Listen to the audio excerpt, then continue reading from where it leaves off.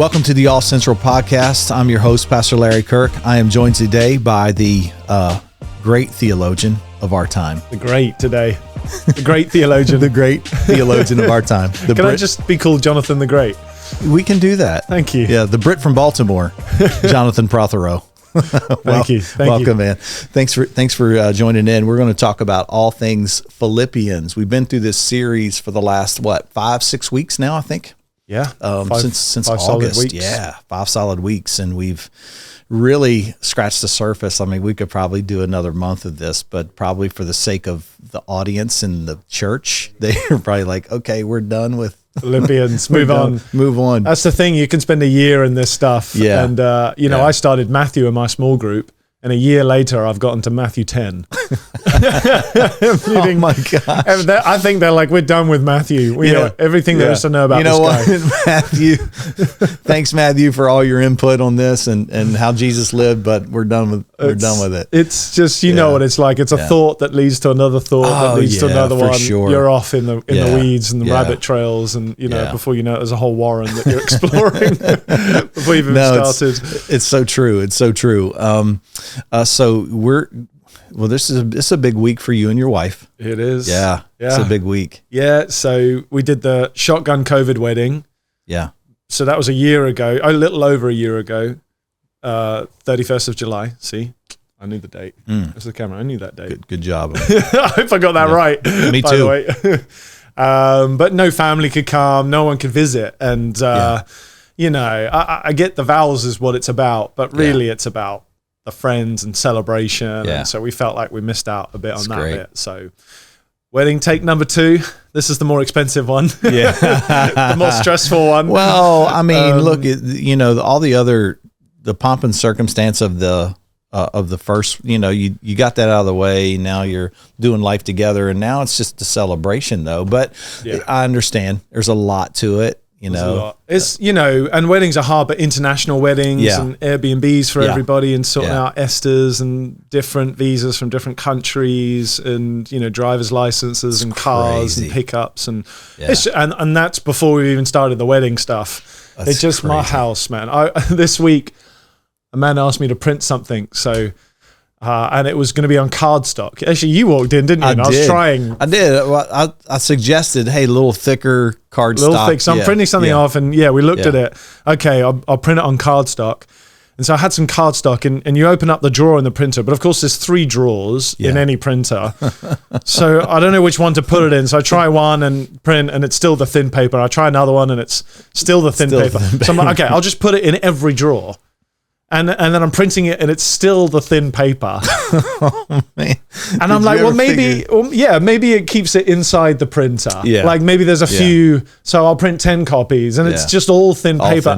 For an hour, I'm getting ready to break the staff printer and throw it in the trash, and I just give up after about an hour, so frustrated. I like to think of myself as administrationally cursed. Every time I try and do something that is some form of organization or administration, this is how it works out for me. And so anyway, I come back in the office the next day. I'm like, Mary Ann, who's our administration office guru. Yeah. She's finance, the one. All of that. And anyway, I ask her, can you just help me? I just want to print one little bit of paper. That's all I want. I just want it on cardstock. Please help me. And she comes in. She's like, you just open the drawer. She opens a drawer. And I've done that. I've opened the drawer. And then she opens a drawer inside of the drawer.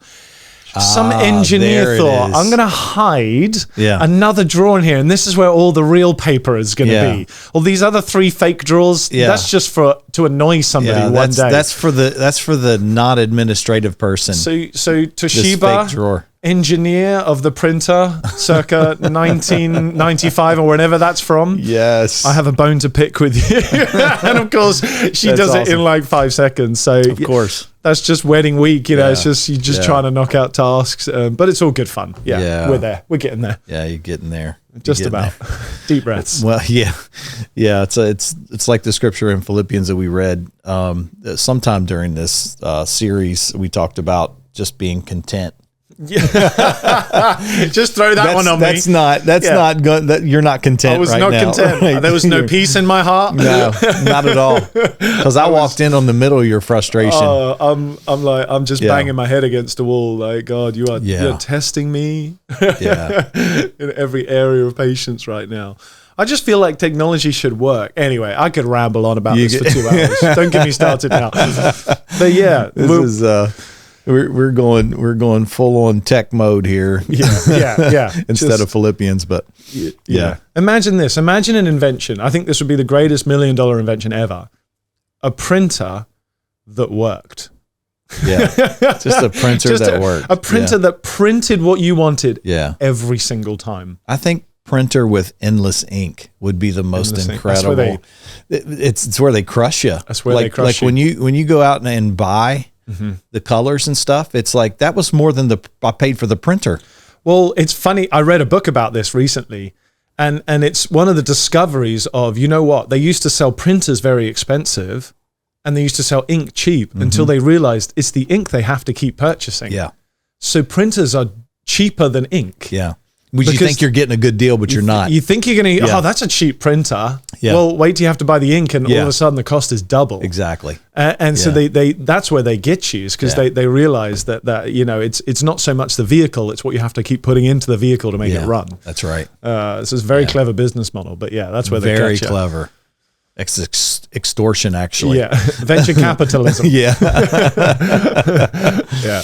Well, awesome. Well, let's jump into Philippians. Yeah. Man, what a great message you had this past weekend to close it out.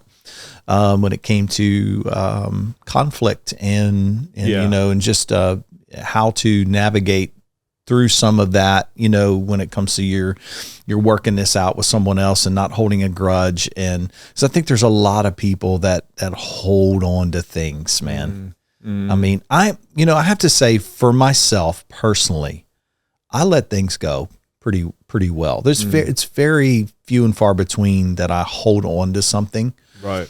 You don't carry it around. I don't. And I don't, I don't know if that's I don't know if I'm just processing it, in a healthy or unhealthy way. I don't know, but I mean, I just don't carry it around. Right. It's not that I don't care, but it's one of those things I think God maybe has given me a grace to just let some of that go.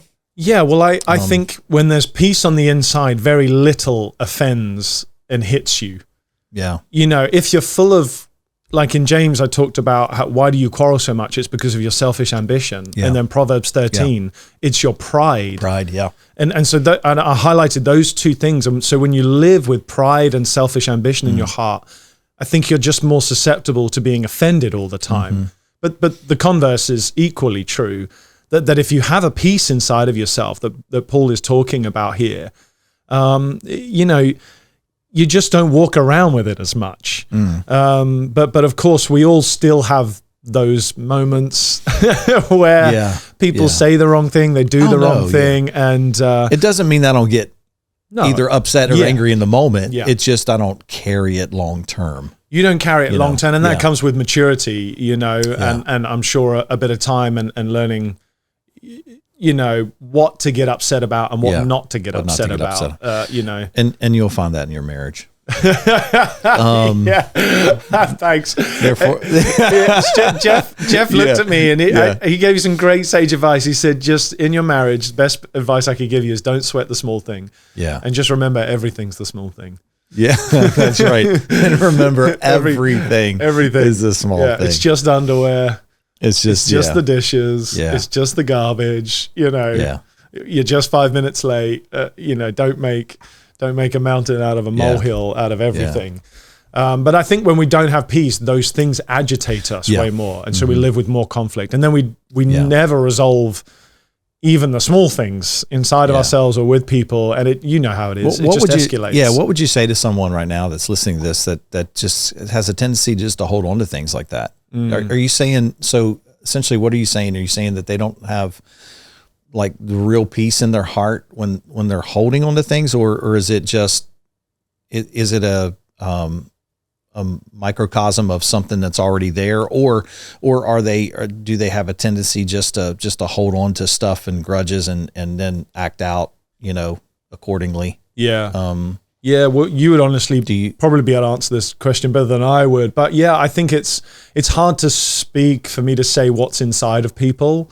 I think the Spirit knows that, and hopefully they know that too if they're self-aware. But yeah, peace being a big thing. We live with so much conflict. I think very few people really sleep at night with deep peace. Yeah, just knowing I've done everything I needed to do today, and I've repaired every wrong I've done today.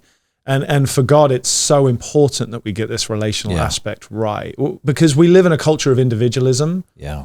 So it's all about serving myself, thinking of me, placing myself first. And sometimes if we think we're mature, we extend that grace to our families as well. It's about me and my family. Yeah. And me and my family first, and what me and my family need. And then we think that's the epitome of maturity. Yeah.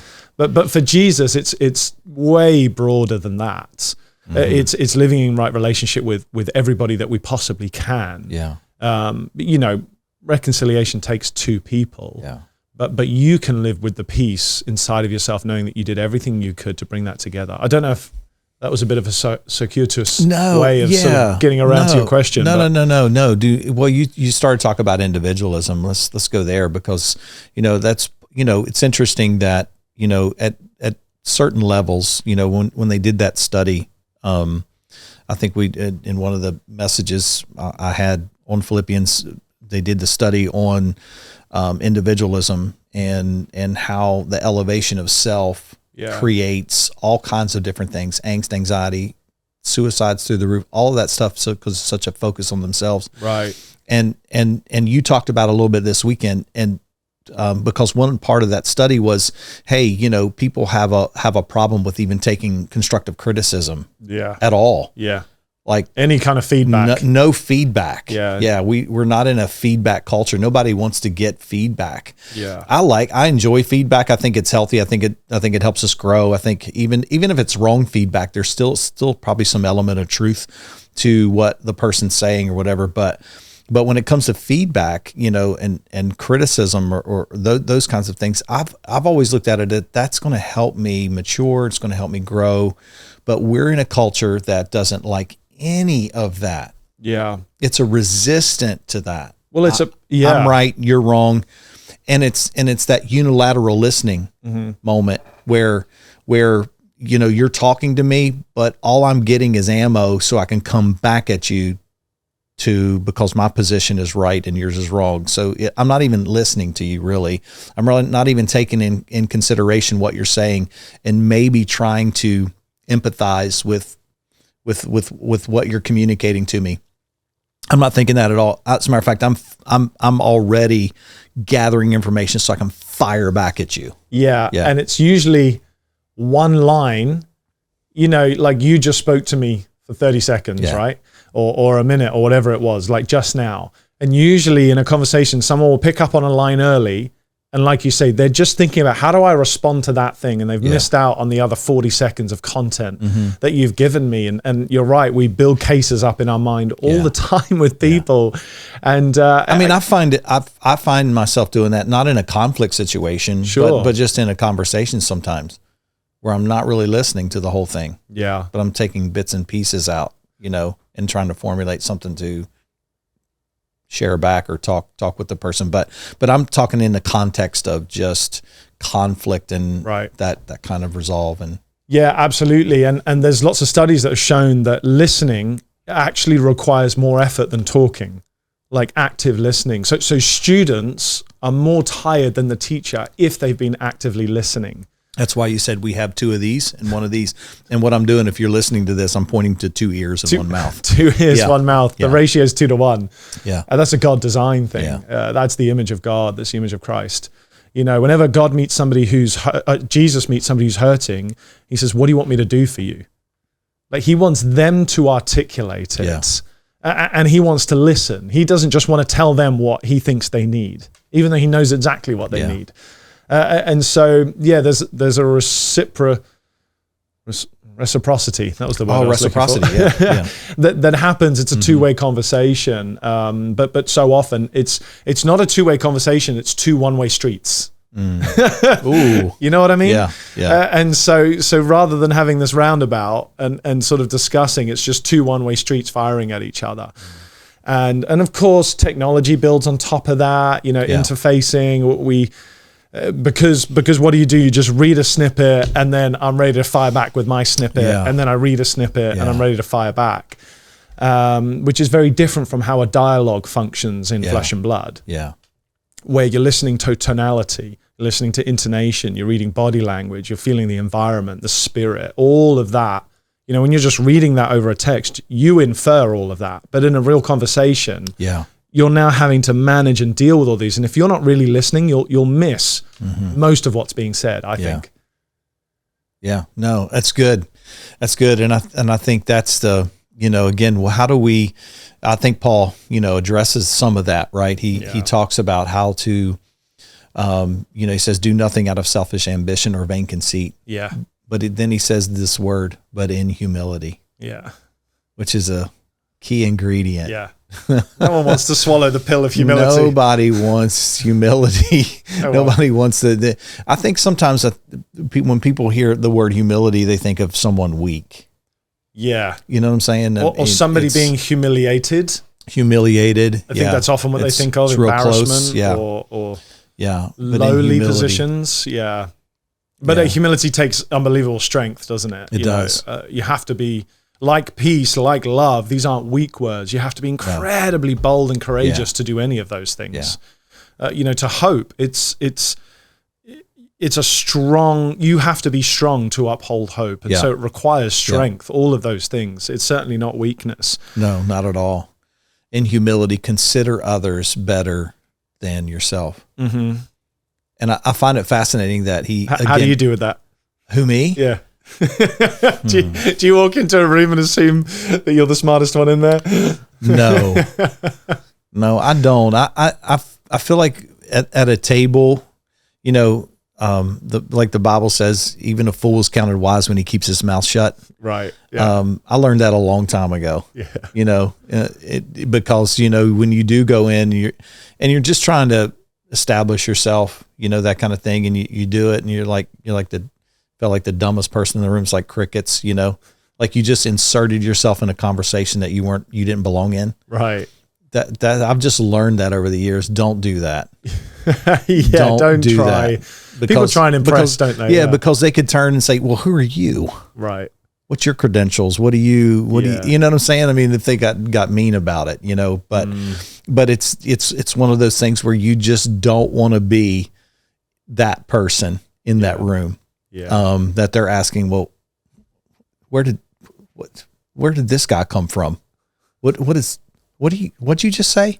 You never want that because if it was a one-liner, that's all you got. You shot your shot, and then you got to get out of there, right? Quick. Yeah. You got to backtrack, backpedal back into an Uber and just leave. You know what I'm saying? So, what's that phrase from Abraham Lincoln? It's better to be quiet and thoughtful than to speak up and remove all doubt. Yeah, there you go. And I'm sure he sat in a room with plenty of idiots who wanted to impress him all the time. Yeah, I'm sure. But I think that comes with maturity. I think that's one of those things, the learned experience in moments like that where you're like, I just need to be really quiet with this, right. and be in humility and not in a moment like that, and just, I don't know, in humility, consider others, but I really try to do that. Yeah. I really try to do that. Yeah. In a lot of occasions. Yeah.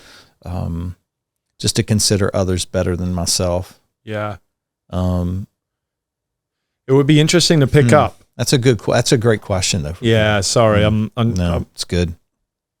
Just to pick up on what you said earlier about individualism and selfish, pride, people thinking about themselves, and how that relates to conflict in particular, just to make sure we don't go too far down the Alice in Wonderland rabbit trail. So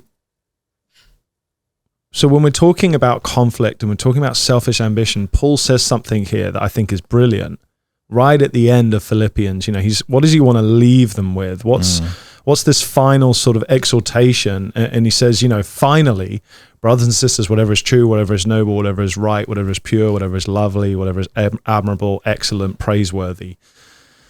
When you're in conflict and when you're thinking about yourself, you're not thinking about any of those things.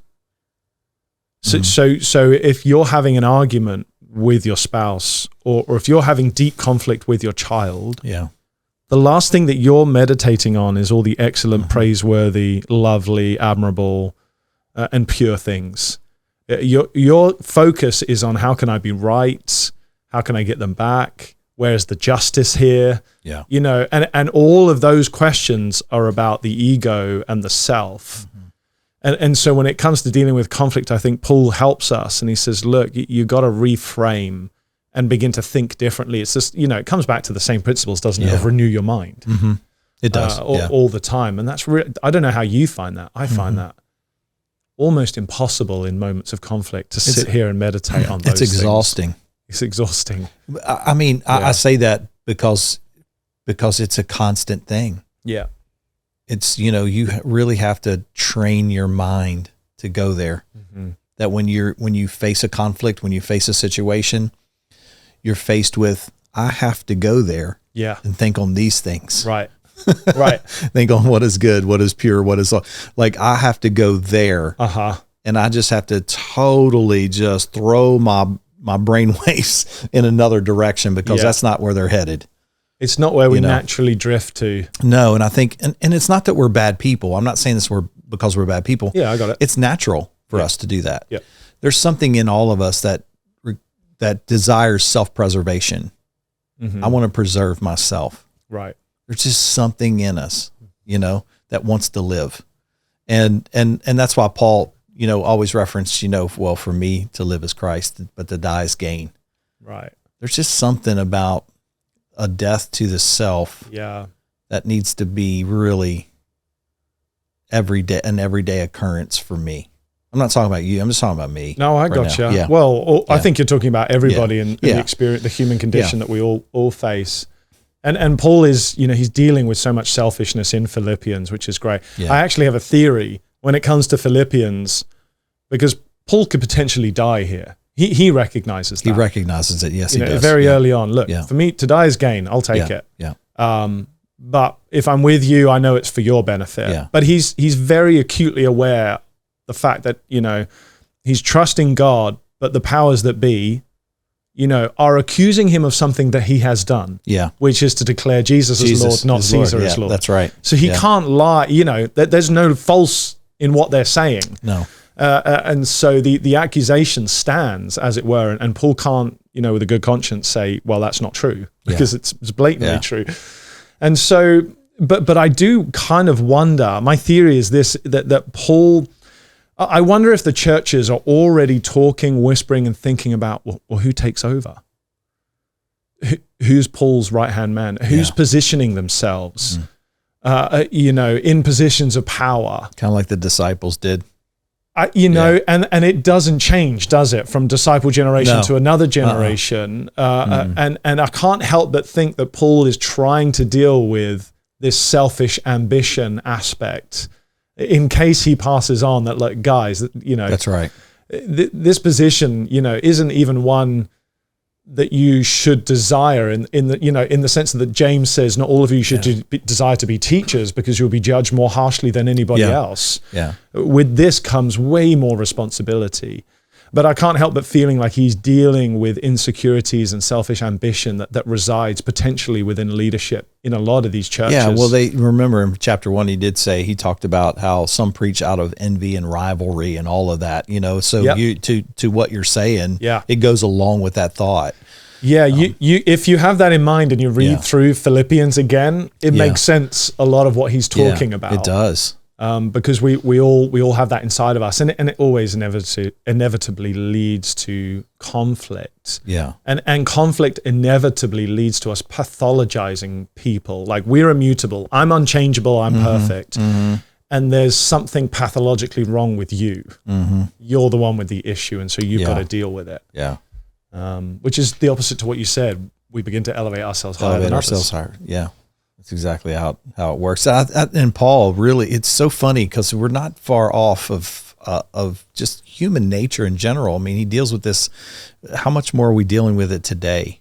It's like, this is not where ultimate joy comes from. This is not where the joy that comes from God. It's not found in things that are external.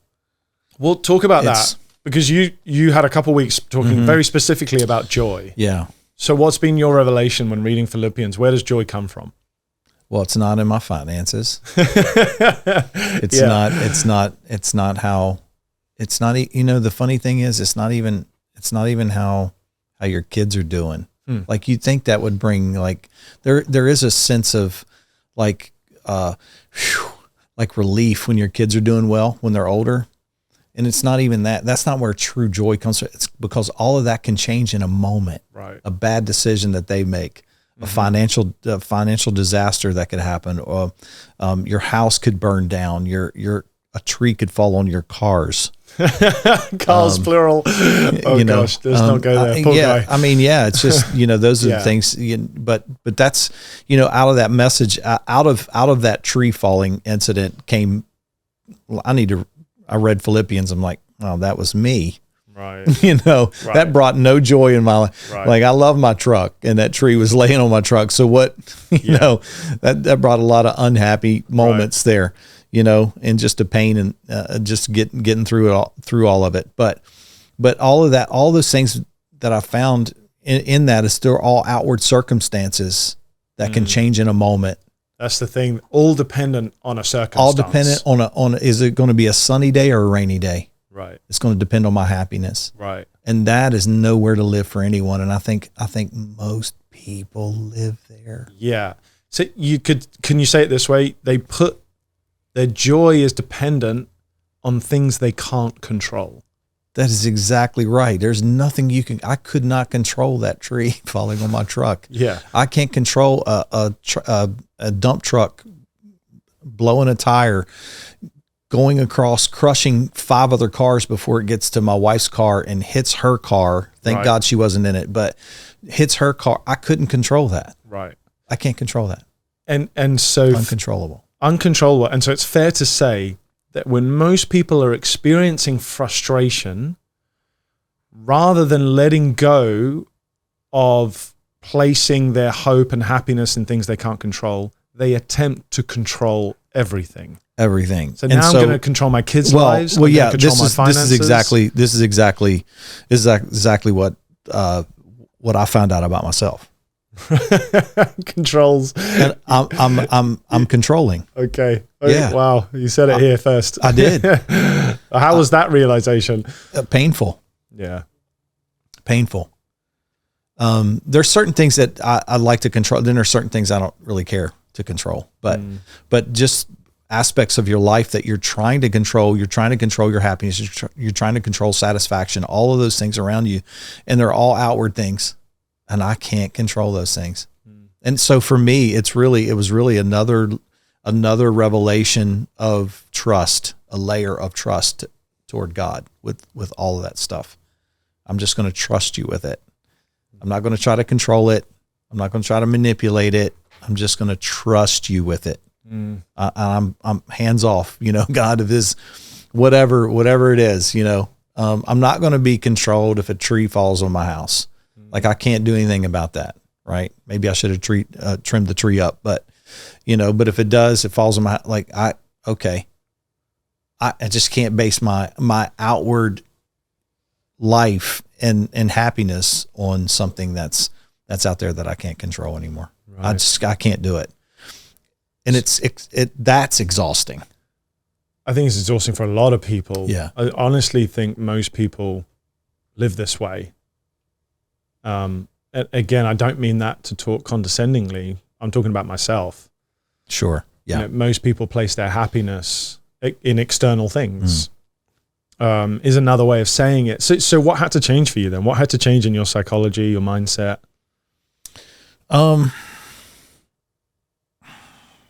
That's a good question, man. I just, I think for me personally, what had to change was Larry has to come to the place where either it's just I'm going to surrender that part to God, or I'm just not. I feel like there's no gray area in that. And I know, my personality is I see a lot of things black and white. That's just my personality. It's just how I've lived life. It's how I've looked at things. That I felt like, it's either this or that, and so there's been no gray areas for a lot of years in my life. But for me, it is that way. Like either I do trust God with this or I don't. Right. I just fundamentally trust him with that, and I'm just going to release that to him. Or I'm not. I'm just going to try to control the situation and control what can't be controlled. Right. Yeah. There's no 50% trust. There's not. It's either, so for me, maybe you have a philosophical way of looking at it that I'm not seeing, but for me, that's how it has to happen. I think there's a beautiful simplicity in that, and that functions for most people, because you could say, well, I'm 98% trusting. Yeah. Well, the 2% dilutes all of it. Yeah. To use that analogy, 2 drops of ink. Yeah. Will dilute the rest. So Paul helps me here because he's writing from a place of being in chains, and he's writing all of this, and he mentions his chains, but he mentions it in a positive way. So annoying, isn't it? Yeah, it's very annoying. It's really frustrating. Like I wish I could write a letter to the church and just tell you all of my woes and vehicle situations and all this stuff, but yet it's a positive spin to it. Yeah. That I'm growing from it, and God is blessed. Right. And me and Pearl have become closer because of this, and we prayed. My prayer life has ticked up. Our marriage is just through the roof. It's so amazing because it's just so easy. Yeah. But that's what it feels like when you're reading that. And I know it's not easy for him, obviously, but he never references it. He always references it back to finding true joy. And that joy doesn't come from all the outward moments, shipwrecked, snake bitten, beaten and flogged multiple times, in chains, writing this, maybe even because he was a citizen of Rome, maybe even writing chained to a imperial guard at that moment, whether he was on house arrest or in jail, we don't really know. But he had the legal right because he was a citizen of Rome to be on house arrest. But even then, house arrest meant you were chained to an imperial guard. So he's writing this either from prison or chained to someone, and he doesn't complain about his nothing. And it's like, man, what an encouragement to us all. Yeah, and a challenge. A challenge, yeah. Sorry, knocking the mic there. Yeah, it's such a tall order to live up to, because we complain when the waitress is 5 minutes slow. Yeah. Or we complain, it can be anything, isn't it? I mean, you just rack up this week how many things you've complained about. You ever been in line at a Chick-fil-A? There you go. I have at the MVA. All motor vehicles? Yeah. Oh yeah, you've experienced that here. That's an American experience. I mean, I experienced one of the rudest people in my life at the MVA. How'd you handle it? Terribly. I mean, not even modicum of grace. Yeah. I was disappointed in myself. Like I'm doing breathing techniques in my car. You do well. No, I mean you do well with difficult it just depends. Like for whatever reason, I mean, I could tell the story, but I walked in there and you know what they're like. They don't look at you. Yeah. Give me the information. I hand her everything. It's pretty, and I gave her my insurance paper, and it's the actual official. It's got the claim number on there. It's all there, but she needed my insurance card. And I'm like, you have the policy number there and everything. Yeah. No, I need the insurance card. Jeez. I'm like, okay. Do you know what? I actually think I have it in my car. I'm really sorry. It's a brand new car. I put it in the glove box. Do you mind if I run out and grab it? Without looking at me. She's giving me no eye contact. She's just on her computer. Like, yeah. Okay. So I get up and I walk out of my car. I get it. And I sit back and she goes, no, you'll have to queue up again. Yeah. I'm like, okay. So I go sit down and then she's just working on a computer, doesn't see anybody for 10 minutes, and then the thing pings up again, and I go and sit next to the same person. No way. To talk to her, and then there's something else I haven't got, and she's not looking at me. And you know, this is like the 5th time I've been back there. Just super rude, just so unnecessary. I'm trying to be as Christian as I can about it, and inside my blood is boiling. Like, you know when you're so mad, like you're almost like seeing, your vision is spotty almost. There's so much adrenaline going through me right now, and I'm trying to just keep it cool. Like, I don't understand. And anyway, I just gave up in the end. I was like, I'm going to rebook this. And no response from her. Didn't even look at me. And I said, thank you. And just nothing. And there's a little like thing, you know, there's a glass window and there's a little opening here. And so I leant right down. It's like, thank you.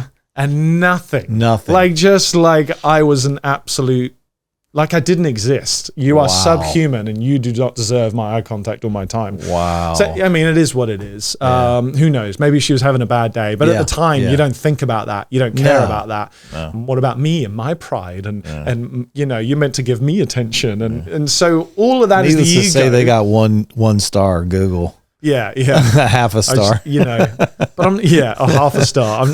I'm driving home fuming. I'm just like, why does this wind me up so much? And I think it's because I tried my best effort to be so courteous and polite and be dignified. You went the Paul route, but it just didn't work out well. Not at all. And isn't that frustrating when you're trying to deal with conflict in the most mature, calm manner you possibly can? That's right. And the other person... And that's where Jesus just says at the end, treat them like a tax collector or a pagan. Yeah. In other words, they don't get it. Yeah.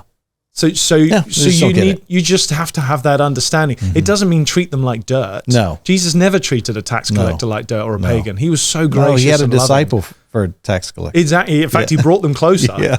He did. And so that's something we have to understand. I think I taught out of Matthew 18. So if you're hearing this for the first time, that's where that comes out of, you know, how to deal with conflict. Yeah. And often we'll if they don't agree with us, we'll cut them out. Yeah. And being peaceful, I didn't say this. Being peaceful isn't just agreeing with everybody and lying down, letting people walk all over you. That's right. You're not a doormat. No, because it doesn't matter how flat you lie down, people will still complain that you're not flat enough. Sure.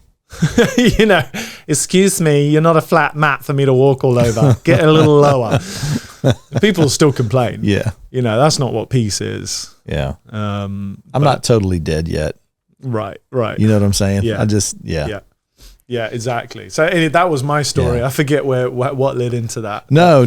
Yeah, we were just talking about just the overall thought of Paul, bringing that back around where he talks, you know, in chains. He's doing all this from a place of just, I don't know, man, not complaining about anything.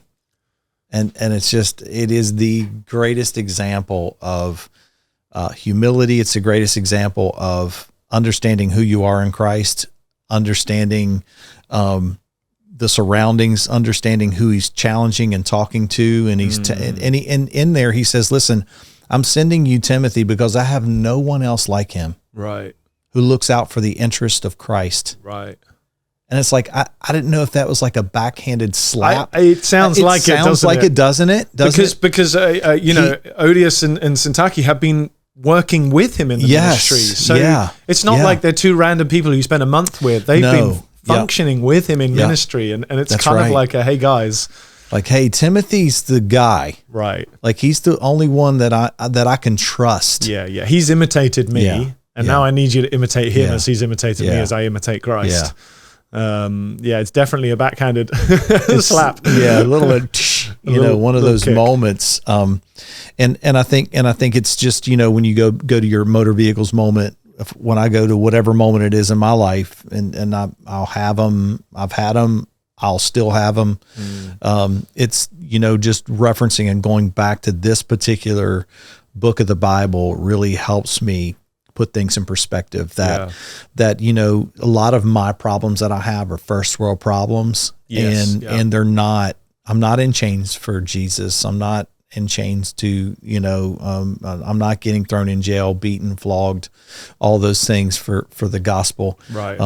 You know, we have the freedom of that at this particular moment in time, but but even so, like there's other areas of our life, like do nothing out of selfish ambition or vain conceit. Yeah. Consider others better than yourself. Like going back to that particular passage, consider others better than myself. Right. That's, if you could just drill it all down to that. Right. The world would be a better place if I just considered others better than myself. Yeah, it's a wider perspective, isn't it? It is. That's how I've often defined maturity as a kid, as a toddler. All they think about is the self. That's right. They don't have the ability or the architecture to think beyond that. You don't teach them to, they don't share.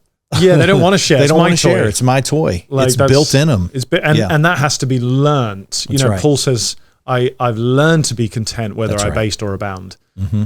And actually, there's an interesting point there that might be worth discussing.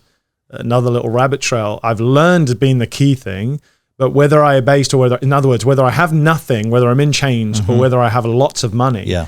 And I think we often empathize with people who are trying to find contentment when they have nothing. Mm-hmm. But I also know people who have everything and still don't have contentment. Let's be fair. Most of us fit into the abounding category. Mm-hmm. We got cars, we got clothes, we got money, we have politicians who organize water to our kitchens and plumbing that we don't have to think about, and roads, and I could go on and on. Oh, yeah. And so it's funny that we like to think often we're in the abase category, but I actually think 99.9% of Westerners fit into the abound category, and yet we still haven't learned contentment. Yeah, I think our culture sets us up for failure. Yeah. How so? I think you just listed off all the stuff that creates that. Yeah. You know what I'm saying? But when something breaks, you freak out.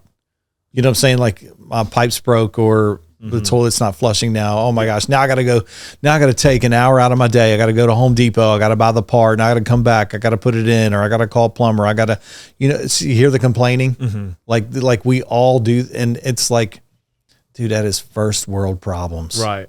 It's not anything that should ever be written in the Bible.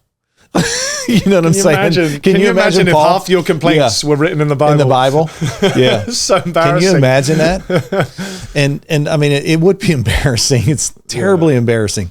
When you put it in context, again, going back to what Paul was referencing, and where true joy comes from versus our happiness and outward circumstances. We're at the end of the day, we're all going to have outward circumstances. It's not always going to work out the way we want it to. Mm-hmm.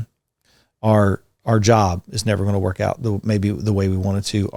Our marriage, our friendships, our dating relationships, we could just keep going. Our school, we could keep going down all these outward situations that aren't always going to meet up to the standard that you're, in your mind, it's unrealistic expectations sometimes with us. And it's not going to work out perfectly.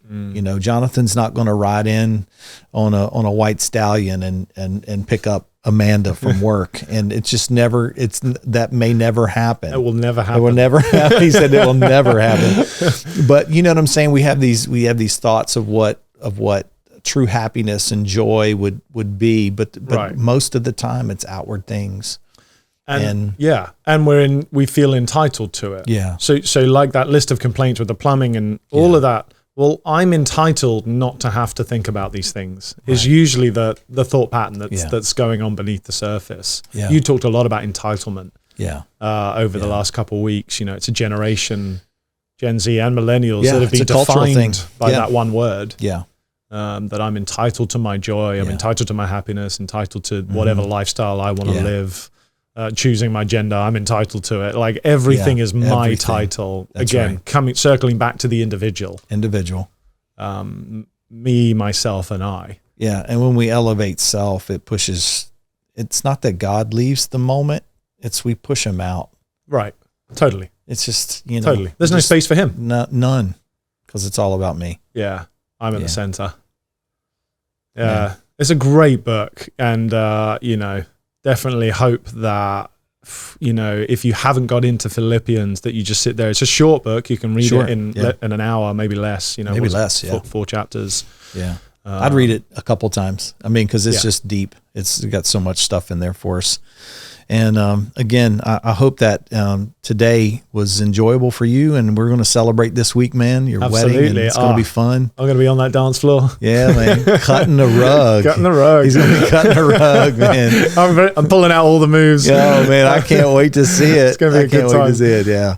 Well, this was awesome. And, man, God bless everyone who just continues to tune into this. And we hope that today, that some way, this enriched your life.